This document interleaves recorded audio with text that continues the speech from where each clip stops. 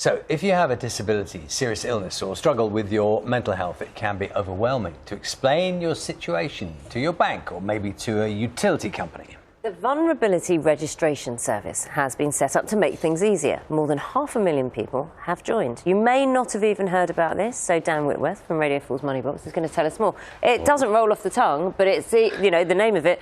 But my goodness, how needed. Yeah, and it's a really good story to tell people about. And the idea is, as you said in your introduction, Charlie, it can be quite a trauma, quite frankly, if you go through a life-changing event, if you are vulnerable, if you are disabled, to have to tell your bank, your energy supplier, your water supplier, and on and on and on. And you're telling them the same story over and over again, just to make sure that you're able to get the help and support that you're entitled to, and that these service providers are obliged to offer.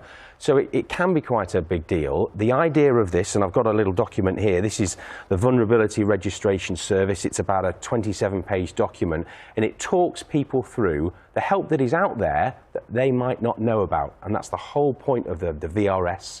That's the whole point of it, just to make sure that people get the help that's out there that they're entitled to. So that's 27 pages. Can you condense it down so that people listening now can go, yes, I can. What is it? Especially for you, Charlie. Yes, I can. So essentially, it gives you access to, it signposts you to help from, for example, let's say a water company. Well, water companies are obliged to offer social tariffs, they're called, which are basically cheaper tariffs. To people who might be vulnerable, they might be disabled, they might be on benefits, that kind of thing. Same with broadband suppliers, same with energy suppliers. So there are cheaper tariffs available for people who qualify for them, but you just might not know it. There are also really good things. They do financial health checks. So they'll talk you through your finances, make sure your savings, if you've got any, are in the right place, make sure you're getting good deals. And there are also benefit checks. So they'll talk you through DWP benefit checks to make sure if you're entitled to any, you get them. Now, to give you a real-world example, I went to speak to a lady called Lisa in Wolverhampton. She saw an advert for this on Facebook, and that's how she signed up just about 5 or 6 weeks ago. The big thing for her, she got a straightaway saving on her water bill. She got put on one of these social tariffs. She's saving nearly £400 a year on that, and they talked through a lot of other stuff with her, which she talked me through. They offered us a water reduction to help with financially. They said that we could have broadband, but we're already on the lowest rate they could find. And financially, with the electric and gas, they put us on a vulnerability register, so we get priority service should anything electrically or gas need fixing. They offered the debt management, and they offered any other financials. They could check the bank to make sure I was on the interest rates.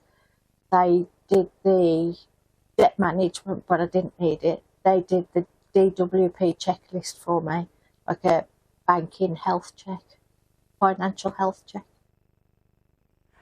So that's great in terms of the difference it can make, not just financially, but with peace of mind, really. A lot of the help that Lisa got was actually reassurance. So she got offered debt management and they went through it, but she doesn't have any debts. She went through a financial health check, but she was actually doing the right things with her money. So yes, there are practical ways that they can help, but also a lot of it is to do with reassurance if you're doing the right things already. And that can be a tremendous help. Now, in terms of how you get access to it and how you sign up, quite a number of different ways. Number one is you can self-sign up, you can self-register.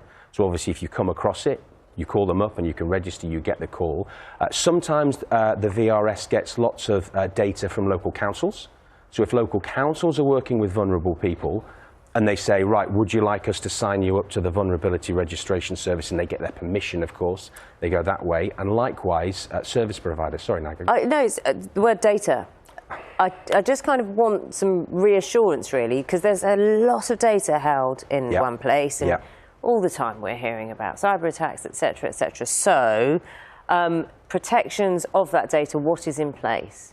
It's absolutely paramount. You can imagine holding data, particularly of vulnerable people. So you talk to the Vulnerability Registration Service and they say that is one of their absolute priorities, because of course it doesn't work if your data gets leaked. Now I suppose that question, to be fair, can be asked of any organisation. How safe is your data? They always say it's safe, and they're putting, you know, this isn't a sort of secondary thought for these people. It's an absolute #1 priority. It hasn't been hacked yet, but I mean, a lot of places haven't been hacked. It's as safe and secure as they can possibly make it because it's so important. And Dana, you have said all the way through, you talk to someone.